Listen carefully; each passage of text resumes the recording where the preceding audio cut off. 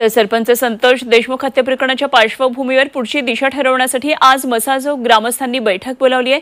संध्याकाळी 7 वाजता मसाजोग इथं ही बैठक होईल। या बैठकीमध्ये कृष्णा आंधळेच्या अटकेबाबत चर्चा केली जाणार आहे। तर मसाजोगच्या ग्रामस्थांची आज ही बैठक आहे आणि ग्रामस्थांबरोबर बातचीत केली आहे आमचे प्रतिनिधी विकास माने यांनी।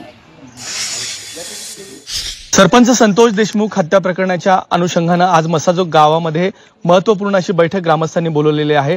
या बैठकीमध्ये नेमकी काय चर्चा होणार आहे हे जाणून घेण्याचा प्रयत्न करूयात। पोलीस अधीक्षकांची बदली झाली, नवीन पोलीस अधीक्षक आले, पण तरी त्या प्रकरणामध्ये आणखी काही साधा क्लू भेटत नाही। हे यासाठी याचं ग्रामस्थांना खूप मोठं दुःख वाटलं। त्यामुळे ग्रामस्थांनी असा निर्णय घेतलाय की आज संध्याकाळी शासनाला, जिल्ह्याच्या प्रशासनाला ह्याचा कुठेतरी जॉब विचारणार आहेत।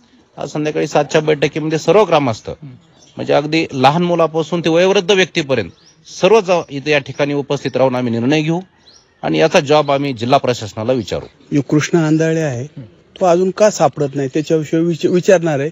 तुम्ही मुंबईमध्ये सैफ अली खानच्या घरावर हल्ला झाला, त्याच्यात 2 दिवसात आरोपी अटक केला आणि हा 64 दिवस झाले तरी हा संतोष देशमुखचा आरोपी का सापडत नाही ह्याच्याविषयी विचारून आम्ही।